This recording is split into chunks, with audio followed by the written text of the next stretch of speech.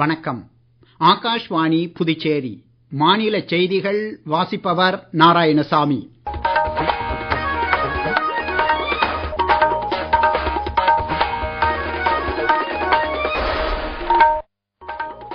தலைப்புச் செய்திகள். சகோதரத்துவத்தை வலியுறுத்தும் ரக்ஷா பந்தன் இன்று நாடு முழுவதும் உற்சாகத்துடன் கொண்டாடப்படுகிறது. வெள்ளையனே வெளியேறு இயக்கத்தின் 83வது நினைவு தினம் இன்று அனுசரிக்கப்படுகிறது.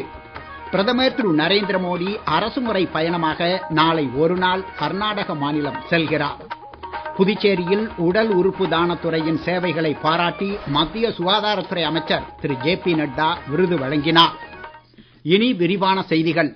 சகோதரத்துவத்தை வலியுறுத்தும் ரக்ஷா பந்தன் இன்று நாடு முழுவதும் உற்சாகத்துடன் கொண்டாடப்படுகிறது. குடியரசுத் தலைவர் திருமதி திரௌபதி முர்மு வெளியிட்டுள்ள வாழ்த்துச் செய்தியில், சகோதர சகோதரிகளுக்கு இடையே அன்பையும் நம்பிக்கையையும் வலுப்படுத்தும் இந்நாளில் அனைவரும் நாட்டின் கலாச்சார பாரம்பரிய மாண்புகளை மதித்து மகளிர் உரிமைக்கு குரல் கொடுக்க அழைப்பு விடுத்துள்ளார். பிரதமர் திரு நரேந்திர மோடி அனைவருக்கும் இனிய ரக்ஷா பந்தன் நல்வாழ்த்துக்களை தெரிவித்துக் கொண்டுள்ளார்.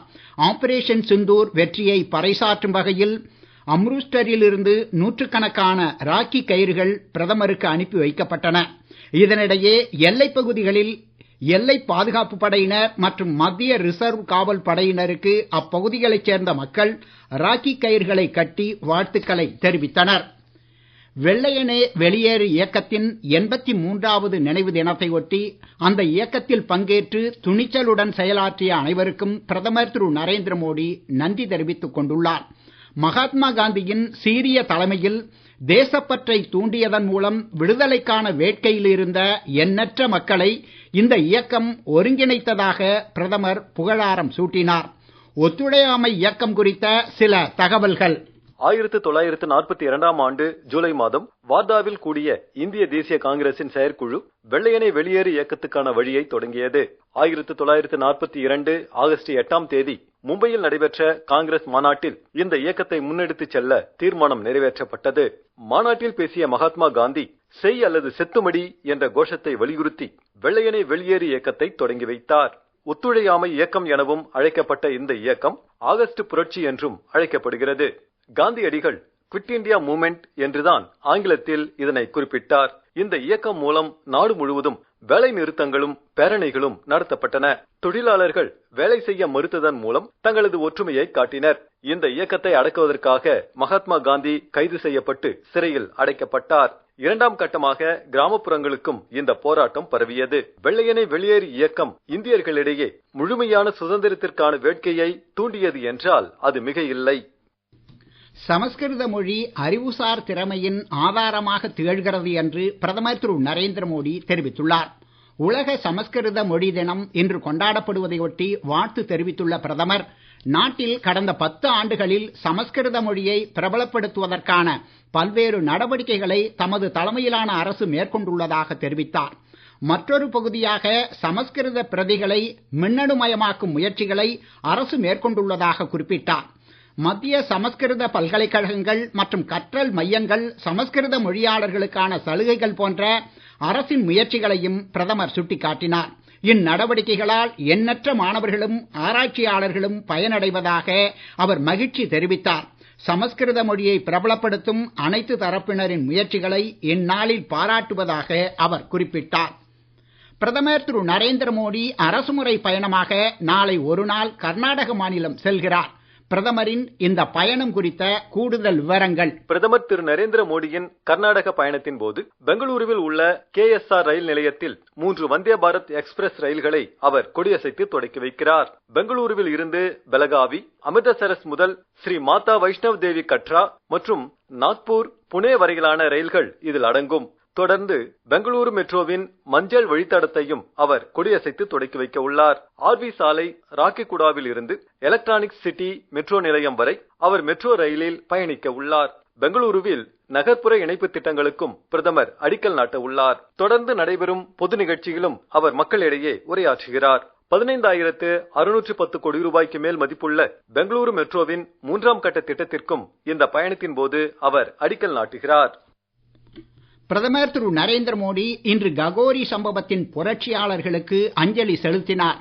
100 ஆண்டுகளுக்கு முன்பு இதே நாளில் ககோரியில் தேசபக்தி உள்ள இந்தியர்கள் காட்டிய துணிச்சல் காலனித்துவ ஆட்சிக்கு எதிரான மக்களின் அதிருப்தியை எடுத்துக் காட்டுகிறது என்று தனது சமூக ஊடக பதிவில் குறிப்பிட்டுள்ளார்.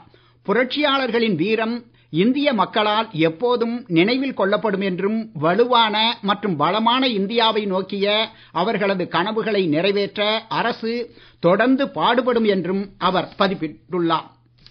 நீங்கள் கேட்டுக்கொண்டிருப்பது மாநில செய்திகள். ஆகாஷ்வாணி செய்திகளை நேயர்கள் உடனுக்குடன் தெரிந்து கொள்ள எமது புதுச்சேரி மண்டல செய்திப் பிரிவின் சமூக ஊடகங்களான @AAR_News_புதுவை என்ற எக்ஸ் பக்கத்தையும், all India radio news Puducherry என்ற Facebook பக்கத்தையும், @RNU புதுச்சேரி என்ற யூடியூப் சேனலையும் அணுகலாம். செய்திகள் தொடர்கின்றன. தேசிய ராணுவ தளவாட உற்பத்தி இதுவரை இல்லாத அளவாக சென்ற நிதியாண்டில் 1,51,000 கோடி ரூபாய் அளவிற்கு உயர்ந்துள்ளதாக பாதுகாப்புத்துறை அமைச்சர் திரு ராஜ்நாத் சிங் பெருமிதம் தெரிவித்துள்ளார். முந்தைய ஆண்டை காட்டிலும் இது 18% அதிகம் என்றும் தமது சமூக வலைதள பதிவில் அவர் சுட்டிக்காட்டி உள்ளார். இந்த சாதனை வளர்ச்சிக்கு நாட்டின் ராணுவ தளவாட தொழிற்சாலை கட்டமைப்பை அரசு வலுப்படுத்தியதே காரணம் என்றும் அவர் எடுத்துரைத்தார். பாதுகாப்பு அமைச்சகத்தின் ராணுவ உற்பத்தி பிரிவின் இதர பங்குதாரர்களையும் அமைச்சர் பாராட்டியுள்ளார்.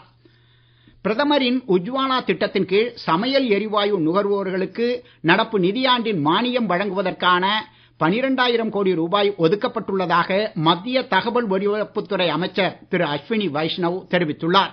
புதுடில்லியில் செய்தியாளர்களிடம் பேசிய அவர், தற்போது 10,33,00,000 குடும்பங்கள் இத்திட்டத்தின் கீழ் பயனடைந்து வரும் நிலையில் ஆண்டொன்றுக்கு 9 சிலிண்டர்களுக்கு தலா 300 ரூபாய் மானியம் வழங்கப்படும் என்றார். புதுச்சேரியில் உடல் உறுப்பு தான துறையின் சேவைகளை பாராட்டி மத்திய சுகாதாரத்துறை அமைச்சர் திரு JP நட்டா விருது வழங்கினார். கடந்த ஆண்டு புதுச்சேரியில் இறந்த 6 கொடையாளர்களிடமிருந்து உறுப்புகள் பெறப்பட்டு 19 நோயாளிகளுக்கு மாற்று அறுவை சிகிச்சை செய்யப்பட்டது. 54 உயிருள்ள உறுப்பு தானங்கள் புதுச்சேரி மாநில உறுப்பு மற்றும் திசு மாற்று அமைப்பின் கீழ் உள்ள மாற்று மருத்துவமனைகளில் செய்யப்பட்டது. இந்த உறுப்பு தான துறையின் சேவைகளை பாராட்டி புதுடில்லியில் கடந்த 2ஆம் தேதி நடைபெற்ற 15வது இந்திய உறுப்பு தான தின நிகழ்ச்சியில் புதுச்சேரி பிரதேசத்திற்கான சிறந்த யூடி விருதை மத்திய சுகாதாரத்துறை அமைச்சர் திரு JP நட்டா வழங்கினார். இந்த விருதை புதுச்சேரி அரசு சார்பில் உறுப்பு மற்றும் திசு மாற்று அமைப்பின் சிறுநீரகவியல் மற்றும் நோடல் அதிகாரி தலைவர் திரு குமார் பெற்றார். தொடர்ந்து சுகாதார மற்றும் குடும்ப நல சேவைகள் இயக்குனர் மற்றும் குழுவினர், புதுச்சேரி துணைநிலை ஆளுநர் திரு கைலாஷ்நாதன், முதலமைச்சர் திரு ரங்கசாமி மற்றும் சுகாதாரத்துறை செயலர் திரு செவ்வேல் ஆகியோரை சந்தித்து வாழ்த்து பெற்றனர். ரயில் பயணங்களில் ஒரு இடத்திற்கு சென்று திரும்புவதற்காக 2 மார்க்கங்களிலும் பயணச்சீட்டை முன்பதிவு செய்யும் பயணிகளுக்கு திரும்பி வரும் கட்டணத்தில் 20% தள்ளுபடி வழங்கப்படும் என்று ரயில்வே துறை அறிவித்துள்ளது. இந்த பயணச்சீட்டை ரத்து செய்தால் ரயில் கட்டணத் தொகை திருப்பி வழங்கப்பட மாட்டாது என்றும் தெரிவிக்கப்பட்டுள்ளது.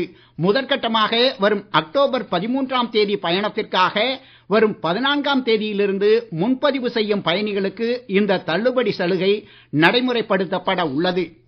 வளிமண்டல கீழடுக்கு மற்றும் மேலடுக்கு சுழற்சிகள் காரணமாக இன்றைய தினம் தர்மபுரி, கிருஷ்ணகிரி, வேலூர், காஞ்சிபுரம், செங்கல்பட்டு, திருவண்ணாமலை, விழுப்புரம், கடலூர், நாகை, திருவாரூர் உள்ளிட்ட மாவட்டங்களில் ஓரிரு இடங்களிலும் புதுச்சேரி, காரைக்கால் பகுதிகளிலும் கனமழைக்கு வாய்ப்பு இருப்பதாக சென்னை வானிலை ஆய்வு மையம் தெரிவித்துள்ளது.